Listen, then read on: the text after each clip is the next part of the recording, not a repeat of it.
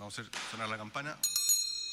Muy buenos días. Se inicia una sesión más de la Mesa Técnica Asesora creada por la Ley 21.667. Continuamos entonces con el tema que nos ha convocado durante las últimas sesiones, cuáles otros mecanismos para mitigar el alza de las cuentas de electricidad. Esta semana nos acompañan, tenemos inscritos como expositores a doña Nicola Borregar, no sé si lo dije bien, ¿Borregar? Sí, bien, perfecto. Gerente general de EBP Chile. También nos acompaña don Rafael Loyola, director ejecutivo de APEMEC, y don Javier Piedra Fierro, quien viene en representación como asesor de las diputadas Riquelme y Santibáñez en esta mesa. Vamos a partir con las exposiciones entonces, para después ir abriendo el espacio a la conversación o si es que existen dudas o consultas. Partiríamos con doña Nicola Borregar. Doña Nicola, tiene usted la palabra. Bueno, muchísimas gracias. Muchas gracias por la invitación de poder exponer acá brevemente y entre otros dar al inicio una pequeña perspectiva histórica. En 2004, 20 años atrás, cerraron la llave del gas de Argentina y en ese momento el ministro de Energía y Economía, que fue Jorge Rodríguez Grossi, tuvo que decidir qué hacer en esta situación de crisis. Y una de las cosas que se propusieron, que se pusieron en su mesa, fue un programa de eficiencia energética. Nadie conocía ni la palabra de eficiencia energética en ese momento, y lo que se acostumbraba eran lanzar campañas de ahorro en esos momentos críticos de abastecimiento, y eso entonces fue la costumbre, y el ministro tuvo que tomar una decisión bastante drástica o significativa en ese momento, diciendo no vamos a seguir con una mera campaña de ahorro, sino vamos a dar un tremendo paso como país y lanzar un programa nacional de eficiencia energética. Cambiar entonces el rumbo de esto un poquito y hacer un cambio estructural en un momento de crisis, pero que se convirtió para esto en una oportunidad. Yo quiero hacer como un llamado en este momento que estamos también viviendo un problema, ciertamente, que en el sector, pero que seamos tan audaces como fue en ese momento el gobierno para decidir, me voy a tirar con un programa nacional de eficiencia energética. No había en ese momento ningún financiamiento, pero estaba claro que era una necesidad y era lo mejor que se podía hacer.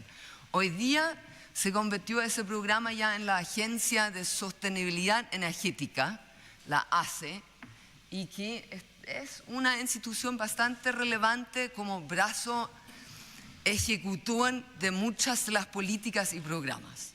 Así que hoy recordemos esto y quiero enfatizar no solamente la audacia en ese momento y que queramos hacer algo parecido, sino también queremos enfatizar el tema de eficiencia energética. Yo les traje una presentación bien breve, podemos profundizar después si quieren en algunos temas, pero compartiendo esta presentación, un breve insumo en ese sentido, enfatizando la importancia de la eficiencia energética en un momento muy oportuno para esto. Acá lo que quiero enfatizar desde ya en la entrada de esto es que realmente cada peso estatal invertido en eficiencia energética versus un subsidio directo a las tarifas vale la pena. Y ahí puse un ejemplo nomás, calculado rápidamente a mano, diciendo con un descuento de un 30% en el precio de adquisición de 2 artefactos de aires acondicionados, de un precio de aproximadamente 300.000, son todos datos que son de mercado hoy en día, cada uno.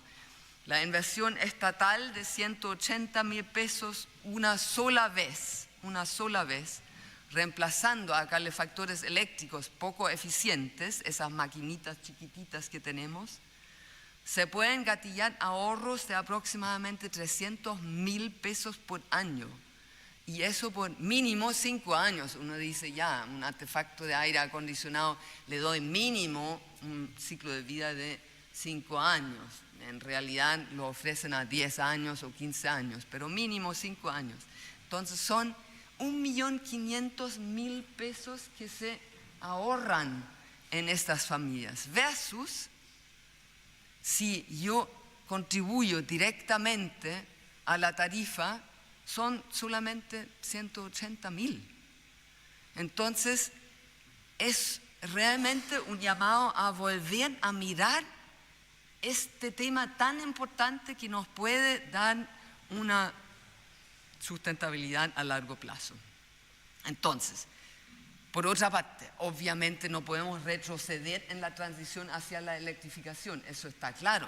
Entonces, esto ya se fue discutido acá en la comisión y yo creo que no tengo que enfatizarlo más. Solo un dato corto, que nosotros estamos en esos momentos llevando a cabo un proyecto con el Global Methane Hub para medir contaminación y emisiones intradomiciliarias de los artefactos de gas, porque siempre uno dice, es inocuo el gas natural, el gas licuado que se usa a nivel residencial, no hace ningún daño, es inocuo, pero no es tan así y tenemos que reconocer esto también en este camino de la electrificación necesaria. No es para alarmar hoy día y que tenemos que sacar hoy todos los artefactos a gas, pero sí el camino está claro que el artefacto más limpio a nivel residencial es efectivamente el eléctrico y eso tenemos que reconocer, no solamente versus la leña, sino también versus lo que son los combustibles fósiles. Y para eso estamos entonces llevando a cabo las mediciones. Terminamos recién 45 mediciones, algo parecido que se hizo en los Estados Unidos, en Inglaterra, en China, por parte de la Universidad de Stanford, y ellos vinieron para acá y nos entrenaron para estas mediciones y trajeron también la instrumentación para esto, para que sean realmente válidas las mediciones. Y ahí les podemos compartir los resultados en octubre de esto.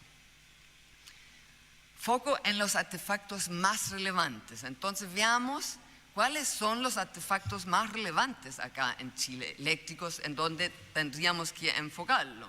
Y claramente es la refrigeración y los calefactores en el caso de Chile. También cocción puede estar ahí adentro, pero realmente esos son los dos más relevantes, tanto desde este punto de vista mirando el consumo energético como el total del consumo energético, donde está la calefacción y climatización, y después la refrigeración es súper relevante en la distribución porcentual del consumo eléctrico. Entonces, ahí hay que ver qué hacer con estos artefactos. Ahí también recordando la fuente de energía utilizada para calefaccionar, y ahí la electricidad está al 16% de acuerdo a, calculamos, CACEN 2022. Ahí.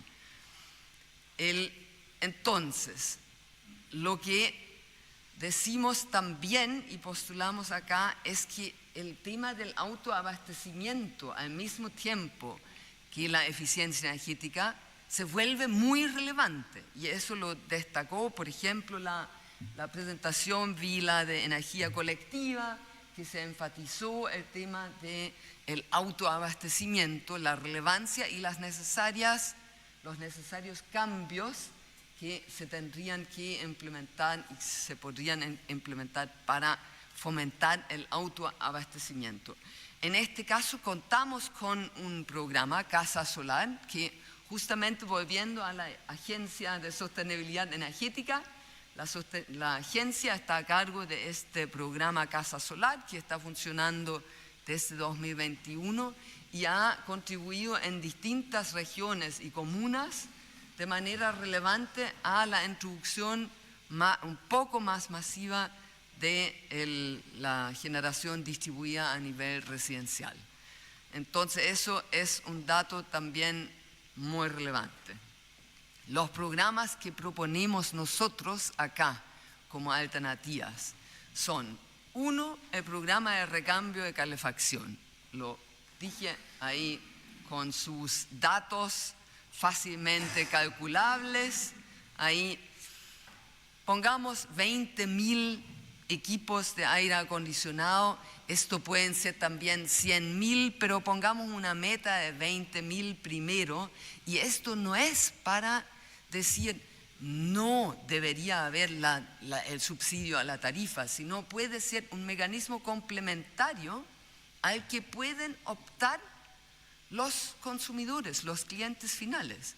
¿Por qué no darles la oportunidad, la posibilidad de optar por un recambio de calefacción que les va a dar efectivamente un subsidio mucho mayor que el subsidio directo, que es solo por un tiempo bien acotado? Entonces, es un mecanismo no de reemplazo del mecanismo de las tarifas, sino de complementación y de mecanismo que puede complementar ahí.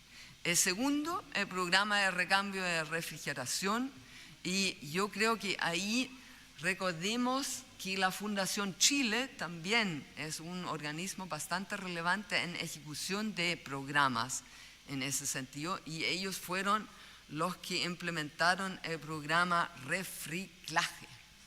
Y este programa podría ser utilizado tal como está. También fue un programa exitoso en ese sentido.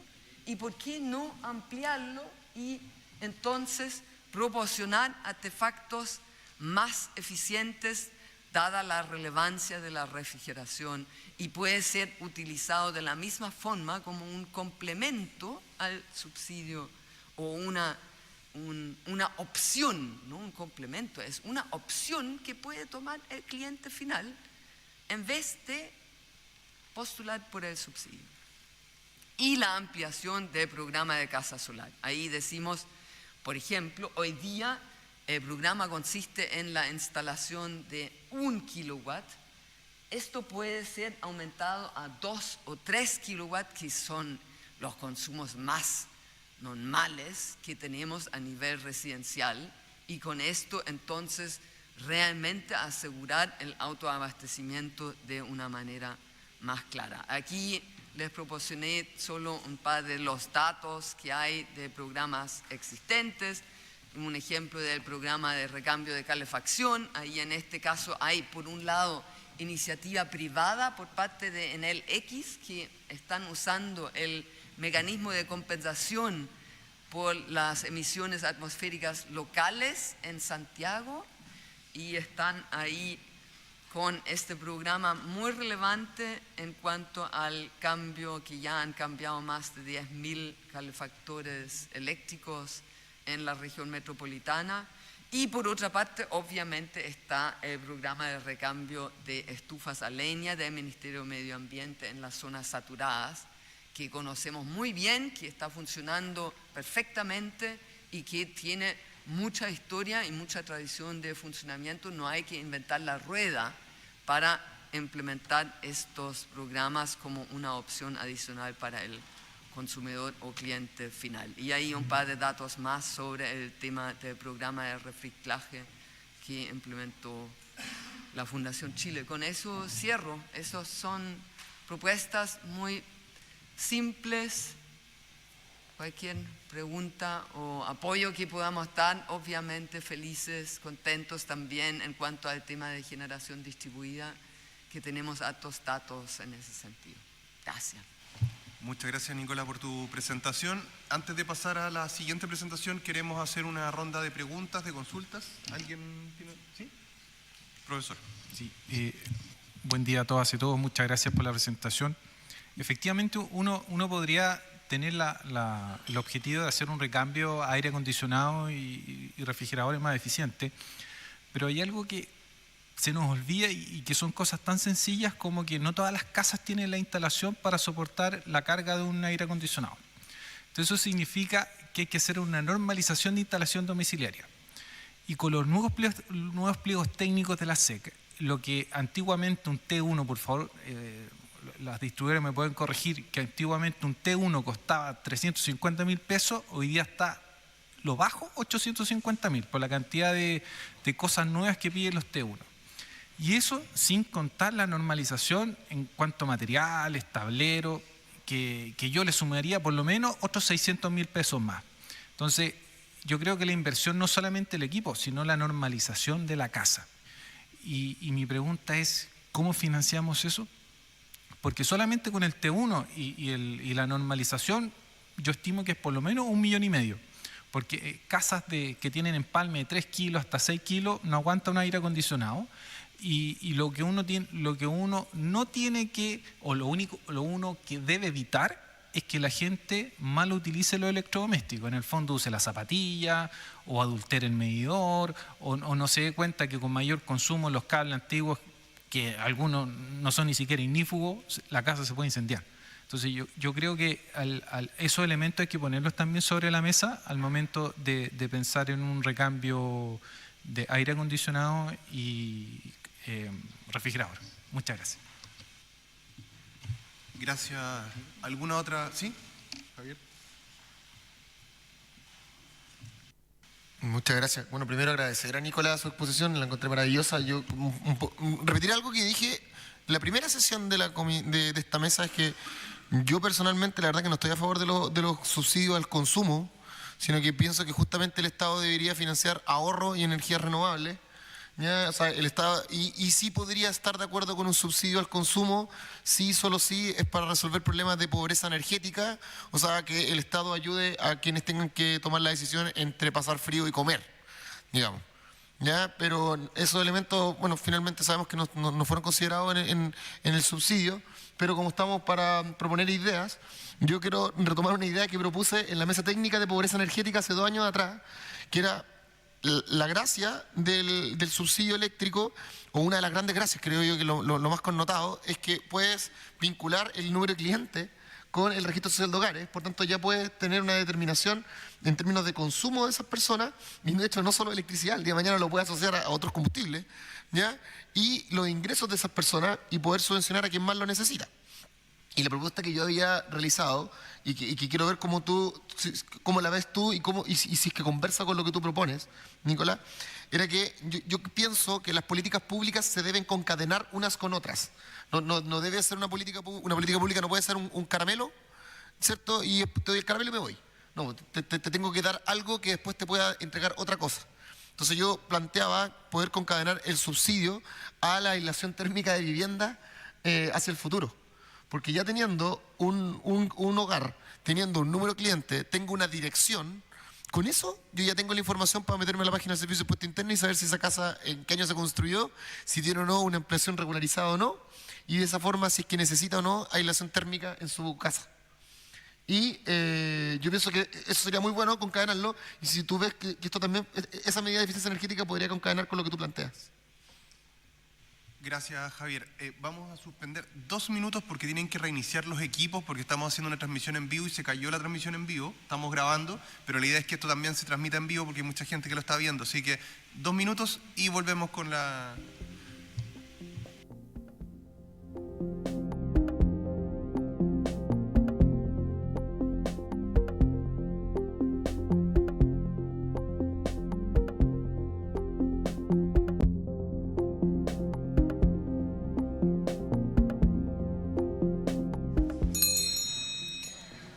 Volvemos entonces con la mesa técnica.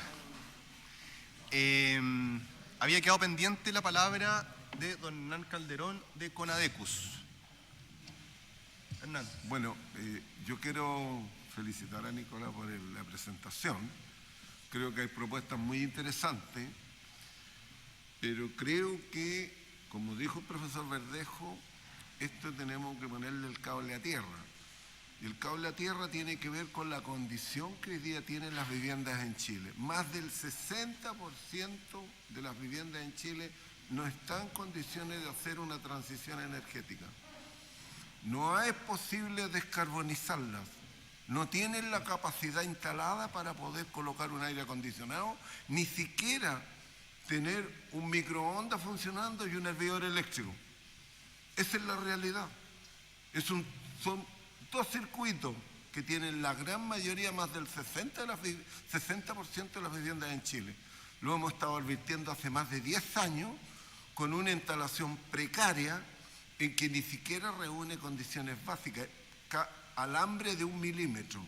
Eso es la realidad de las viviendas de los años 60, de años 70. Por lo tanto, creo, Nicola, de que lo primero que tenemos que hacer es hacer esa normalización. Nosotros le hemos pedido reiteradamente que la primera prioridad para la seguridad de las propias personas y la vivienda es la normalización eléctrica con los aumentos de capacidades para poder hacer la transición energética y descarbonizarla. De otra manera es imposible. No es posible hacerlo de esa manera. Y creo que esa es la primera prioridad. La segunda es dónde están las pérdidas de energía dentro de los hogares. El acondicionamiento térmico es uno de los puntos donde las viviendas pierden la mayor parte de la energía, y junto con las ventanas. Son los dos lugares que producen pérdida de energía dentro de los hogares y donde podríamos tener economías para la familia, porque claramente necesitan más aire, más acondicionamiento, más energía para poder calefaccionar una vivienda. Por lo tanto, creo de que si bien todo lo que se propone va en la línea correcta, nuestra primera prioridad como país para poder tener la seguridad para las personas, para que hagan esta descarbonización y esta transición, es resolver estos problemas. Lo digo por experiencia propia. Yo soy constructor civil. Cada vivienda que visito tiene ese mismo problema. Un circuito, 2 circuitos en una casa, uno de alumbrado y uno de fuerza. No hay más. Con una capacidad de 10 amperios no es suficiente para poder siquiera soportar eso. Entonces, yo, Nicola, creo que la presentación de ustedes y lo que están haciendo es fantástico, pero pasa por esto otro que tiene un costo altísimo, tal como lo dijo el profesor Verdejo. Tiene un costo alto. Reemplazar esas instalaciones no es solamente ni siquiera cambio de cables, es hacerlo todo nuevo, porque están en condiciones precarias. Son hechas en tuberías de fierro, con canalizaciones subterráneas por bajo tierra, que están absolutamente inaccesibles y que no puede tener la posibilidad de recambio solamente. Entonces yo quiero aterrizar, porque esta es una de las prioridades, porque lo que necesitamos es que la gente tenga seguridad. Pasemos de la descarbonización, eliminar la leña, pero necesitamos también la seguridad.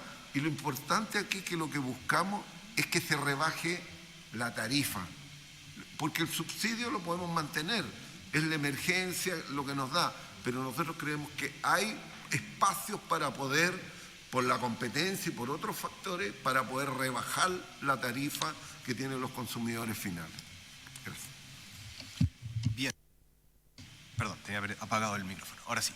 Tenemos más consultas. Les voy a pedir, por favor, a los invitados, como es la primera ronda, que nos vayamos presentando, si la gente que está viendo la transmisión puede saber quiénes somos. ¿Ya? Me habían pedido la consulta, por allá la palabra. Gracias, Sergio. Darío Morales, director ejecutivo de Asesol. La sesión anterior, previa al 18, vimos la presentación de la ONG Energía Comunitaria, ahora la presentación de Nicola. Lo que acaba de decir don Hernán Calderón de Conadecus me parece que hace todo el sentido. A nuestro juicio son el tipo de políticas públicas con el cual tenemos que ir avanzando. Efectivamente hay ciertos espacios de mejora para el programa de Casa Solar. Hoy día el programa Casa Solar tiene un enfoque donde el análisis y el control desde el Ministerio de Energía es bastante estricto en el sentido de también asegurar que los recursos públicos se usan de buena forma. Hay algunos elementos de mejora, tanto administrativa como en la forma en que se amplía y se utiliza el programa Casa Solar, que podrían aumentar su impacto, aumentar su cobertura, manteniendo los costos, incluso reduciendo los costos. Entonces nosotros también queremos proponer medidas que vayan en ese sentido. Un segundo elemento está relacionado con lo que decía Hernán. Efectivamente, tenemos que ser capaces de avanzar en diversos frentes en paralelo. Efectivamente, hay un grupo importante de viviendas que necesitan reacondicionamiento térmico y tenemos que avanzar también en eso. No podemos seguir esperando otros 10, 15 o 20 años para darle solución a esa familia. Y yo creo que es importante también avanzar en un programa de reacondicionamiento térmico y regularización de las instalaciones de la vivienda. Un tercer elemento, nosotros desde ACESOL hace ya un par de años hicimos algunos estudios que denominamos el Solar Ready, que es el diseño sobre todo de viviendas públicas ya adaptadas para la incorporación de medidas de eficiencia energética y de generación distribuida, tanto de electricidad como de generación de agua caliente sanitaria. En las viviendas sociales, cuando uno diseña desde un comienzo las viviendas preparadas para en un futuro hacer estas adecuaciones, puede ahorrar entre un 30 y un 40% después en la instalación de un sistema fotovoltaico, de agua caliente sanitaria o de alguna otra medida de generación distribuida. Y un cuarto punto que creo que es relevante, que es un elemento que todavía no se ha abordado, es que en distintas reparticiones públicas, ¿cierto?, en el Ministerio de Agricultura, en el Ministerio de Vivienda y Urbanismo, también hay programas y fondos como el 3PF, por ejemplo, ¿cierto?, de reacondicionamiento térmico de vivienda y de eficiencia energética, que tienen recursos disponibles, que muchas veces o algunas veces tienen problemas de ejecución y que podrían buscarse formas de eficientar el uso de esos recursos públicos que ya están asignados en el presupuesto nacional para ir avanzando en medidas de esta naturaleza. Y finalmente, tampoco descartaría medidas relacionadas con la energía comunitaria, ¿cierto? Hoy día la ley de net billing y de autoconsumo permite la opción de que algunos usuarios se agrupen. Hay algunos cambios menores legales que se pueden hacer para ampliar la posibilidad de la gente que utilice la energía comunitaria, se agrupe gente, se financien en conjunto, tanto con apoyo público como con apoyo privado, para poder ir llevando la rebaja de las cuentas de la energía desde una instalación comunitaria hacia la vivienda de las casas. Entonces creo que esos son todo tipo de propuestas que es necesario que vayamos analizando y van, a mi juicio, al corazón del problema, que es cómo le resolvemos el problema de la energía a las familias de Chile. Muchas gracias, Darío. Me habían solicitado la palabra por acá. Vamos en orden, Patricio. Recuerden presentarse, por favor. Muchas gracias. Patricio Molina, gerente general de FENACOPEL. A ver, primero, Nicolás, agradecerte la presentación. Yo creo que fuiste muy clara en que esta es una solución complementaria a lo que estamos buscando. Y de esa manera hay que entenderlo. Esto no es para todos. Esto es para un sector, ¿ya? Y en ese sentido hay que entender que yo creo que lo valioso de esto es un cambio de paradigma, un cambio de mentalidad de cómo avanzamos en esto, y por eso yo sugeriría que dentro de los programas también, Nicolás, la capacitación es muy importante, ¿ya? Pensar de manera eficiente. Lo otro es que esto te abre un nicho que es cambios normativos, en los cuales tendríamos que empezar a trabajar. Pero insisto, esto no es para todos y con mucho respeto lo voy a decir, estas no son medidas para los clientes vulnerables. Los clientes vulnerables están por todos lados, estamos preocupados. Pero hay un universo de clientes que no son los vulnerables, que son los que están asumiendo todo. Y estas medidas yo veo que hay que potenciarlas para aquellos, para que tengan una vía de ayuda complementaria a lo que estamos viendo por baja de precio, pero yo no lo apunto directamente a los clientes vulnerables, principalmente porque entiendo que estos programas también son acotados. Lo ideal sería para todos, pero eso no es viable ni en el corto ni mediano plazo. Entonces, aparte de la capacitación, aparte del cambio normativo, también yo creo que es importante, Nicolás, en ese sentido, que a lo mejor para darle más fuerza a estos programas, ver la posibilidad también si hay un complemento para la transición. Ya vimos que las casas necesitan una adaptación, ¿ya? pero hay que entender estos programas para una parte de los clientes que hoy día lamentablemente están asumiendo mucha ayuda a los clientes vulnerables.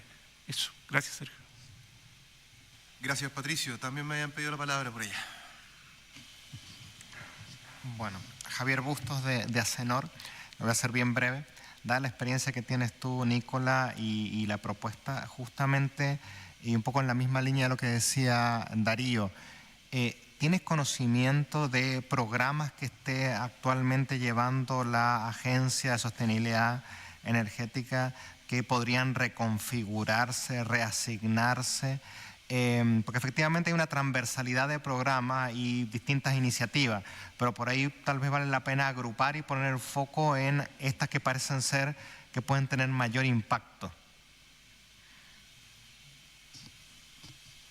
Nicolás, sí. Fantástico, muchas gracias a todos y todas acá. Creo que no podría estar más de acuerdo con todo lo que se ha dicho. Yo presenté algo bien minimalista, bien realista. Hernán, tú dijiste el cable a tierra. Yo creo que el cable a tierra está pero demasiado reflejado en lo que propusimos, porque justamente se vincula a programas existentes y que se tendrían que adaptar nomás. No es algo completamente nuevo en ese sentido.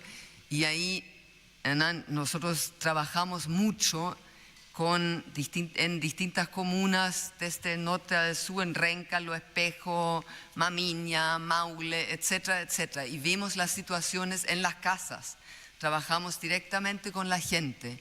Y es bien sorprendente que hay muchas personas vulnerables también que sí han invertido en calefactores eléctricos baratos, pero muy ineficientes. Y entonces ese es el foco del programa.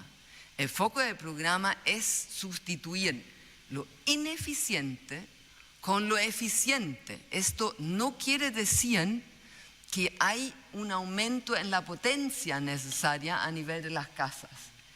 Lo que proponemos no implica aumento de potencia, sino reduce la potencia requerida a nivel de las viviendas, cada una de esas propuestas.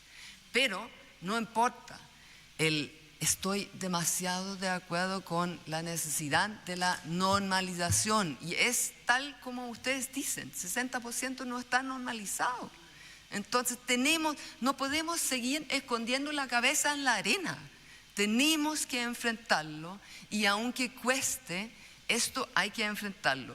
Se mencionó el 3PF, que me parece que hoy día se llama Mejoramiento de la Vivienda y ha cambiado de nombre varias veces ya, del Ministerio de Vivienda. Hay mucho recurso y ahí hablando con lo que propone Javier un poco, viendo programas que se pueden usar para estos fines, yo diría es el primer programa que yo usaría, que agregaría la componente de normalización eléctrica en las casas como una de las opciones. Ahí se invierten aproximadamente 1,5, 2 millones por cada caso. Entonces, ¿por qué no agregar el tema de la normalización eléctrica?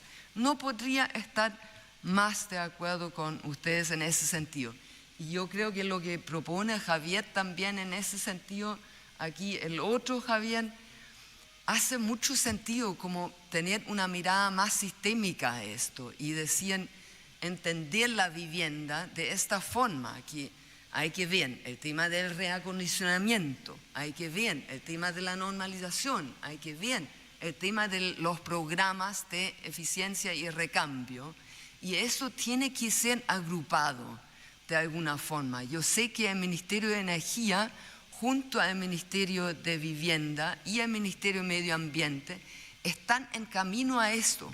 Se creó un grupo de trabajo por primera vez ahora entre los 3 ministerios y realmente tenemos que celebrar esto para que se pueda tomar un enfoque más sistémico y instaurar esos programas. Con mucho gusto, como dije, aquí lo presentamos muy corto, pero podemos poner manos a la obra en ese sentido entre todos para contribuir a construir programa en ese sentido.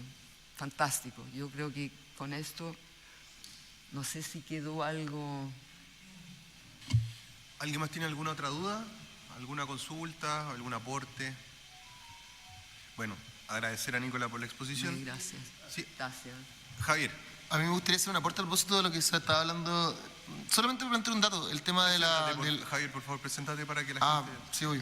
Mi nombre es Javier Piedra Fierro. Eso. Y estoy en representación de las diputadas Riquelme y Santibáñez en este espacio. Gracias. No, era un comentario porque tú has comentado, Darío, el tema del recondicionamiento térmico. Y solamente dejar el dato de que si uno revisa el programa de gobierno del actual gobierno, ¿ya? En materia de energía y ve las primeras páginas del programa, dice las 53 medidas para un Chile más justo. Dentro de esas 53 medidas para un Chile más justo, hay 2 medidas que tienen que ver con energía. Uno, instalar 500 megawatts en sistemas domiciliarios. Yo no sé cuántos se han instalado, pero creo que no sé si hemos superado 1 o 2. Y en términos de aislación térmica de vivienda, se hablaba de 400.000 viviendas en el plazo de los 4 años, lo que correspondería más o menos a un 10% de la meta total, pero que si uno lo lleva a números, digamos, es aumentar por 5 la meta que actualmente tenía el gobierno. Bueno, esa meta finalmente se redujo en el 95%. Se bajó de 400.000 viviendas a 20.000 con un programa Mi Calor, Mi Hogar y que todavía no lleva una casa acondicionada. Entonces, ¿por qué me interesaba plantear este punto? Porque en el fondo lo que estoy tratando de decir es esto que ustedes le venimos hablando hace rato. Este gobierno en teoría prometió avanzar en este tema y no se ha avanzado. Entonces, es posible poder avanzar porque ya en el fondo tenemos voluntades que nos pudiesen indicar que este debiese ser un objetivo plausible para el Estado. Gracias, Javier. Entonces, si no tenemos otra consulta, podemos pasar a la siguiente presentación. Mientras preparan ahí la presentación, yo les voy a contar de que se trata de la presentación de APMEC en persona de su director ejecutivo, don Rafael Loyola. Entonces vamos a proceder a escuchar su presentación. Después también hacemos una ronda de preguntas y de aportes de ser necesario. Muy bien, muchas gracias. Gracias por la acogida de la solicitud a presentar.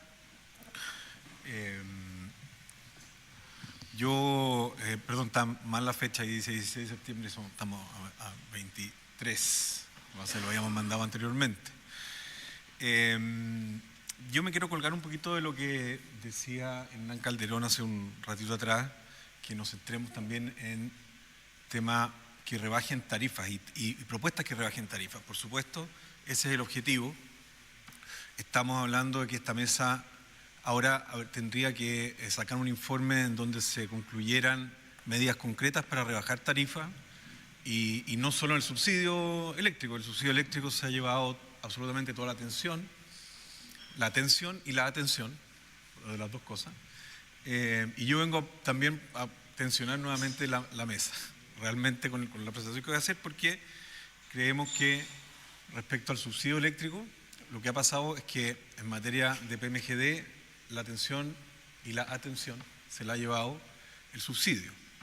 Y nosotros lo que hemos planteado y lo que vamos a plantear en esta presentación es que también hay un tema de fondo que es el que hay que tratar en materia de PMGD, que es el famosísimo precio estabilizado. Nosotros venimos hace muchos años diciendo que esta situación se iba a volver insostenible, cosa que me parece que ya se ha avanzado por lo menos en la idea de analizar la composición del precio estabilizado y cómo esto impacta definitivamente hoy día al consumidor final y cómo va a impactar en el futuro al consumidor final.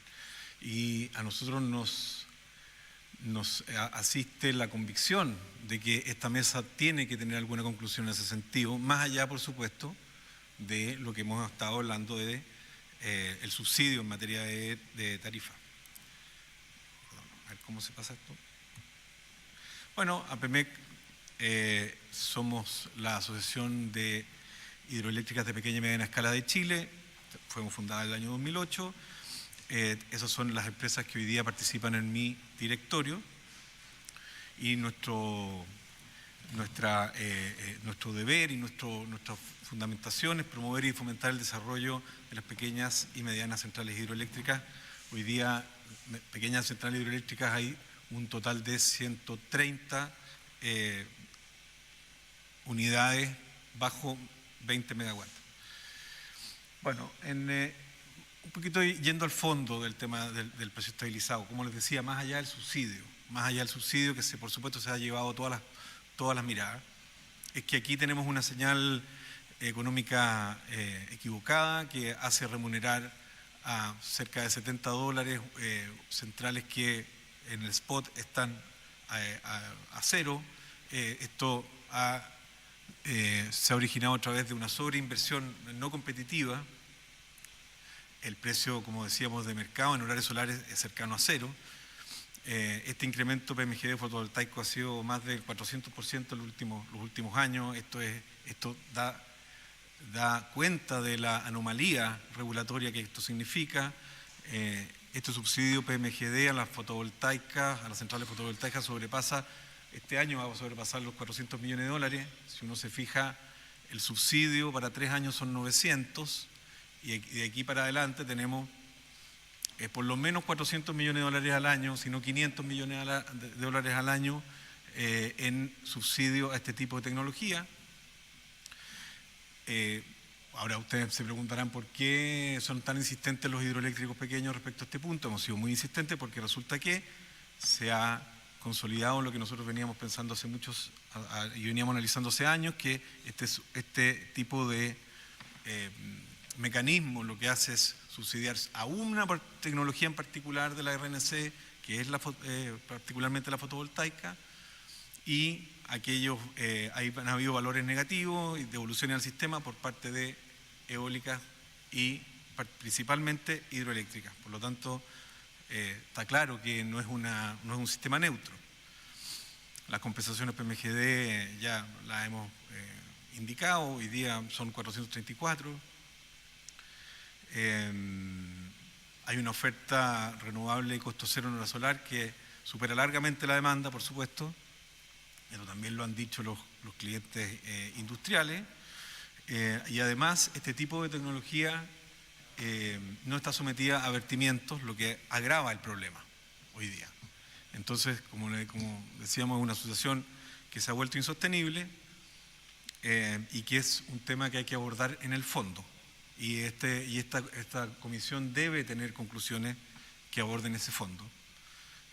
No solamente hemos sido nosotros, por supuesto, que hemos estado poniendo este tema sobre la mesa, hay muchos más actores, pero lo más relevante es que dentro de la cantidad de actores que están haciendo estas alertas está el Coordinador Eléctrico Nacional, a través de su unidad de monitoreo de la competencia. Esto ha sido latamente abordado en los últimos informes de monitoreo de la competencia. Nunca hay que olvidar que la libre competencia está 100% orientada a que el consumidor obtenga el precio más competitivo. Es decir, no es que sea un tema en abstracto la competencia de un productor versus de otro productor. Acá estamos hablando de qué precio obtiene el consumidor final, y ese consumidor final hay una unidad que vela para que ese precio sea lo más competitivo posible.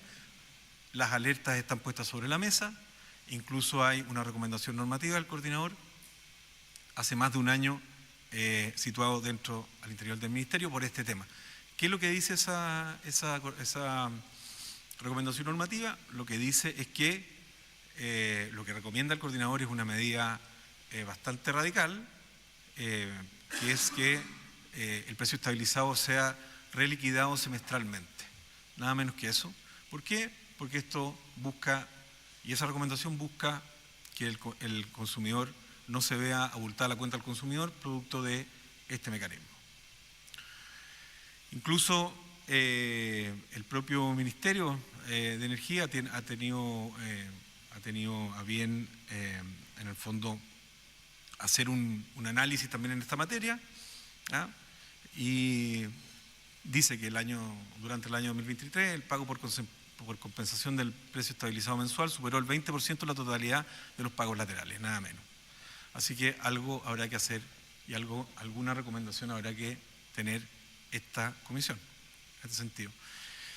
Bueno, finalmente, como propuesta simplemente, y también la hicimos en materia regulatoria de reglamento, es que este esquema vuelva y se establezca conforme a lo que la ley indica, la Ley General de Servicios Eléctricos indica, que los generadores de un cierto tamaño, hasta 9 megawatts de potencia instalada, pueden optar a un mecanismo de estabilización del costo marginal, y en este sentido se debe corregir la regulación que se sale de ese parámetro legal.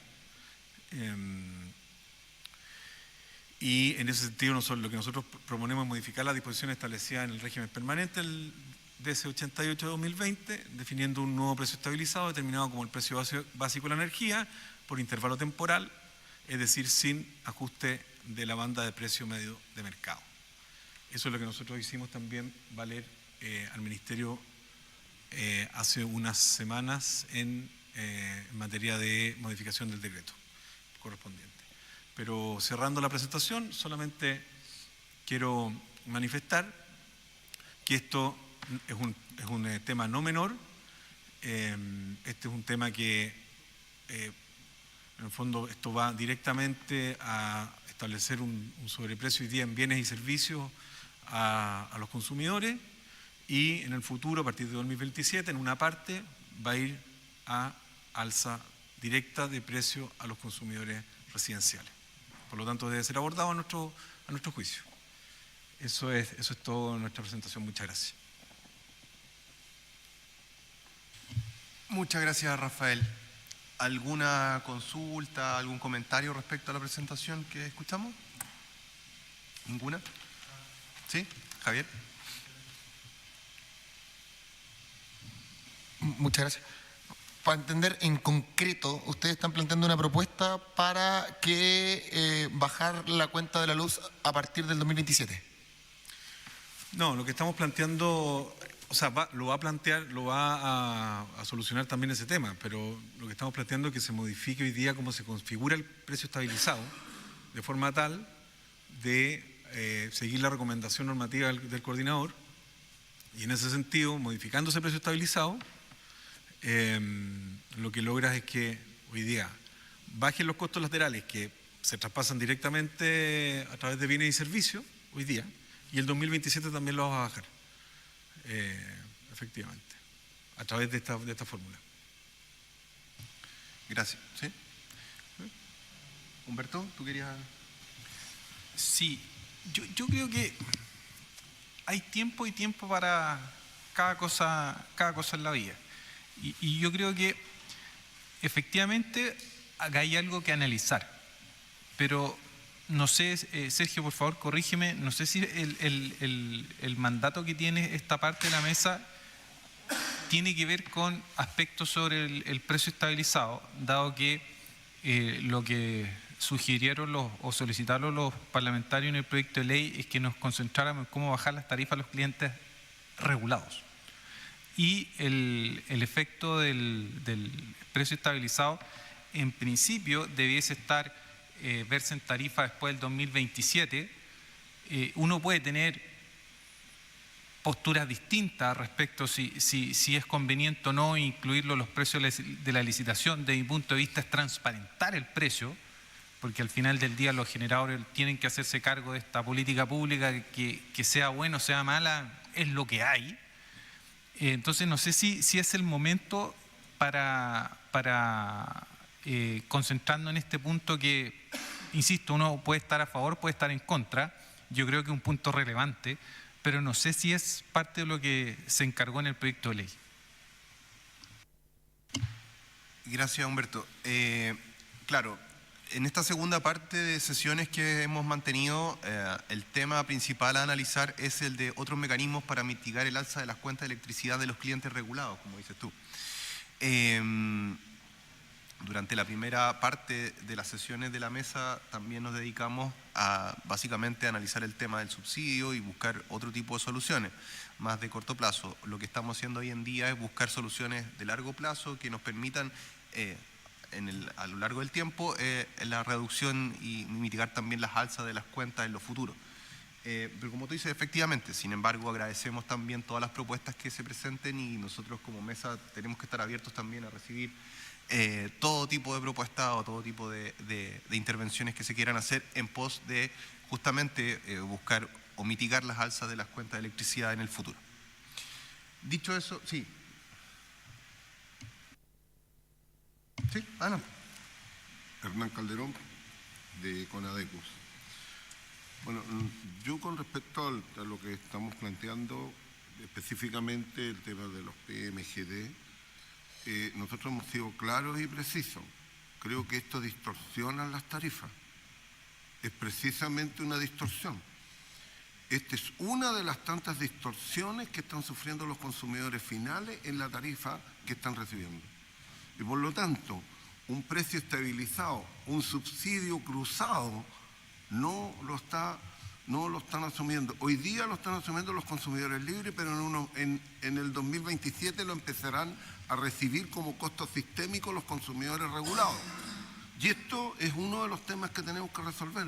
Hemos dicho reiteradamente, no se le puede seguir traspasando el costo sistémico a los consumidores, porque el costo sistémico que es de cargo de los generadores hoy día no puede traspasárselo a los consumidores porque no tiene ninguna posibilidad de imprimirle competencia. Lo segundo que hemos planteado con respecto a los PMGD es que compitan, pero esto no es competencia, porque tienen una regulación especial que hace que no sea competitivo como compiten todas las empresas renovables.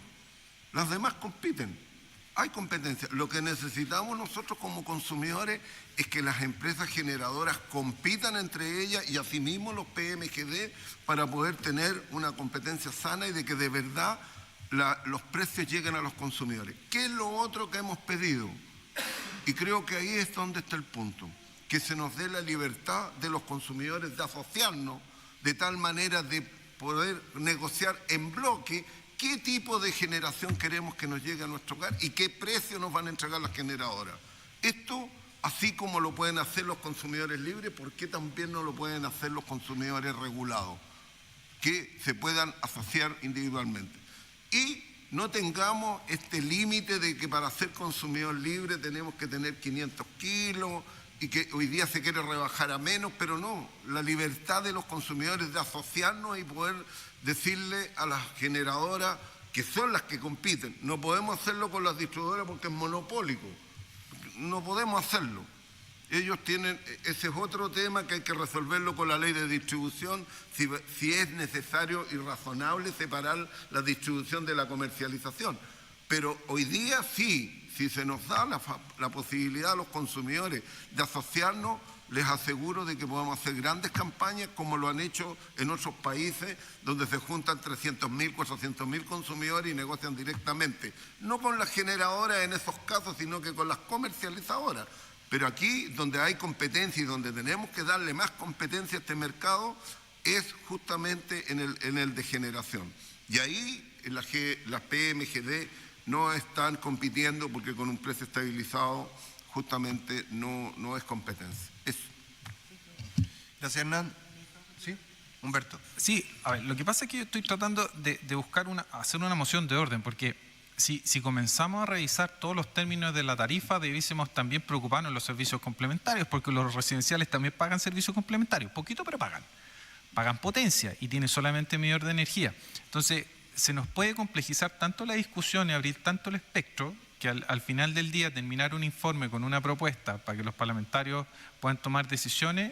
Yo creo que ese es como mi llamado de alerta. En el fondo, ¿a eso fue lo que se comentó esta mesa? Esa es mi moción de orden. Sí, se acoge la moción de orden. Javier. Sí, a ver, de acuerdo a la misma presentación que nosotros como ACENOR realizamos en la sesión pasada, Nosotros lo que mostramos es que efectivamente si se busca tener precios competitivos de electricidad a clientes regulados, hay que hacerse cargo de los costos que están detrás de esos precios. Y que efectivamente es una sumatoria de distintos costos. Por lo tanto, yo entiendo que esto puede complejizar el análisis, pero aquí no hay una bala de plata. No existe un único costo con el cual hay que hacerse cargo, porque hemos visto que el costo de la energía a veces, o históricamente era el más relevante, pero hoy en día una buena parte de los costos de proveer de un generador vienen por cargos sistémicos. Entonces, en nuevas licitaciones que se abran a clientes regulados, estos cargos sistémicos evidentemente van a impactar. Y además ya van a impactar a partir del año 2027 en aquellos contratos que han sido adjudicados. Por lo tanto, nosotros creemos, y por eso también dentro del análisis y las propuestas que hicimos, es que no nos enfoquemos solamente en precio de energía, sino en costo de suministro eléctrico total, que implica generación, transmisión, potencia, cargos sistémicos, cargos regulados y demás, que finalmente han ido sumándose a la carga que pagan hoy en día clientes tanto regulados como clientes libres. Gracias, Javier. Matías. Gracias. Bueno, Matías Cox, de Generadoras Pequeñas y Medianas. Bueno, yo creo que este tema la verdad que ha sido bastante discutido y no creo, como bien dice Humberto, necesario polemizar. Yo creo que todas las posturas, tanto por la prensa como en los distintos debates ya puestas sobre la mesa, de si es subsidio o no es subsidio. Nosotros por eso creo que tenemos una postura bien clara y ya está estado en el debate. Pero sí por mociones de orden, y obviamente que acá todas las opiniones son bienvenidas y todas las ideas son bienvenidas, pero yo entiendo que el mecanismo de estabilización está en la ley y entiendo que esta es una mesa técnica para eventuales modificaciones legales que le van a proponer a los diputados y los senadores. Si la propuesta no es modificar el artículo en que dice que los pequeños medios de generación distribuida estarán acogidos a un precio o un mecanismo de estabilización que tendrá una bajada reglamentaria, que es lo que dice la ley, no entiendo cuál es la propuesta de modificación legal que se quiere proponer a través de esta mesa técnica, salvo que sea eliminar esa parte de la ley, y esa sería la propuesta, pero ya entrar a debatir de si esto es, si el precio estabilizado es o no es un subsidio, creo que no es atingente, salvo que la propuesta sea modificar esa frase de la ley, y esa era la propuesta que se quiere establecer. Pero también comparto que por mociones de orden, si la propuesta no tiene una bajada legal que se quiera modificar, creo que el lugar para poder hacer esta discusión más rica y provechosa es en la mesa técnica del Decreto Supremo 88, que también está celebrando el Ministerio en paralelo. Entonces, de hecho, ya terminó, APEMEC presentó esto mismo para esa mesa. Nosotros también presentamos por nuestra parte eso, lo que nosotros pensábamos respecto a ese tema, porque tiene una bajada reglamentaria, que es lo que dice la ley, salvo que se quiera modificar la ley, que entiendo que no es la propuesta, o al menos lo que yo leí de la presentación de hoy. Gracias. Gracias, Matías. Rafael. Yo, varias cosas. O sea, en primer lugar, yo creo que esta mesa, hasta donde yo sé, por favor corrígeme tú, o quien quiera corregirme, digamos, esta mesa tiene su fundamento en encontrar mecanismos para ir en pos de bajar la cuenta al consumidor final. Eso es lo que yo estoy diciendo. No está circunscrita, entiendo yo, a medidas, a cierto tipo de medidas, y cierto otro tipo de medidas no, por muy polémicas que estas puedan llegar a ser. O sea, yo entiendo que hay una polémica en ciernes, créeme que me he leído bastante la prensa con el tema. Creo que no está, o sea, por mociones de orden, esto no está, por hacer una moción de orden de esta naturaleza, no está, no es que haya se vayan a excluir ciertas ideas o no ideas, sobre todo si es que tienen la relevancia de lo que estamos diciendo, es decir, un sobrecosto al sistema de este año cerca de 400 millones de dólares y en el futuro más. ¿Ya? Ese sobrecosto va a pasar a los consumidores. Hoy día pasa a los consumidores a través de los bienes y servicios, lo vine diciendo hace horas también hace un buen rato, y en el futuro, según las propias normas de la licitación que va a partir de 2027, se va a empezar a pasar directamente a la cuenta de los clientes. Ese análisis no puede estar excluido de esta mesa, y nosotros hicimos esta postura efectivamente en la mesa técnica del Decreto Supremo. Ahora, yo creo que esto no es exclusorio de que puedan haber aquí conclusiones de los diputados en este sentido, de decir, oye, este es un tema que hay que tomar, y hay que tomar el fondo del tema, más allá de que hoy día esté presente a través de este subsidio que planteó el Ministerio de Energía. Esa es mi postura. Rafael, muchas gracias, y gracias a todos los que dieron su opinión al respecto. Recordarles que efectivamente esta mesa es para discutir temas respecto al alza, cómo mitigar, en el punto que estamos analizando hoy, es cómo mitigar las alzas de las cuentas para los clientes regulados. Particularmente así lo señala el artículo 8º transitorio de la ley. Pero también, como señalé hace unos minutos atrás, es un espacio de conversación en donde podemos abrirnos a conversar distintos temas. Entonces tampoco podemos cerrar las presentaciones exclusivamente a determinados temas. No estamos conversando particularmente sobre un proyecto de ley, estamos conversando, es una mesa técnica que se creó justamente para abrir la discusión y plantear nuevas medidas y posibles proyectos en un futuro que puedan ser tomados por los diputados, por los senadores o los miembros de la comisión, también el Ejecutivo. Así que desde esa perspectiva agradecemos también la participación de APMEC y si no hay más preguntas podemos pasar a la siguiente presentación. Javier. Muchas gracias. Voy a compartir todo lo que es mi pantalla.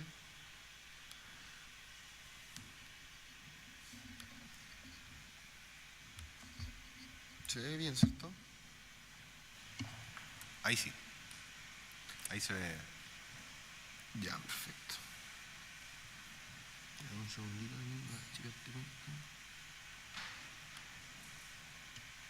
Ya, muchas gracias a todos. Bueno, mi nombre es Javier Piedra Fierro, yo soy director ejecutivo de la Fundación Energía para Todos, integro la red de pobreza energética, soy docente del Departamento de Ingeniería Mecánica de la Universidad de Concepción. Yo soy ingeniero mecánico de profesión, siempre lo digo porque me aproximo a la energía desde el punto de vista del calor, que es el 80% de la energía que ocupamos en la casa. Y estoy aquí en representación de las diputadas Riquelme y Santibáñez, bueno, trabajando acá. Entonces, vamos por allá. Primero hay un contexto, ¿cierto? Oh, se me corrió el contexto. Está más a la izquierda el contexto.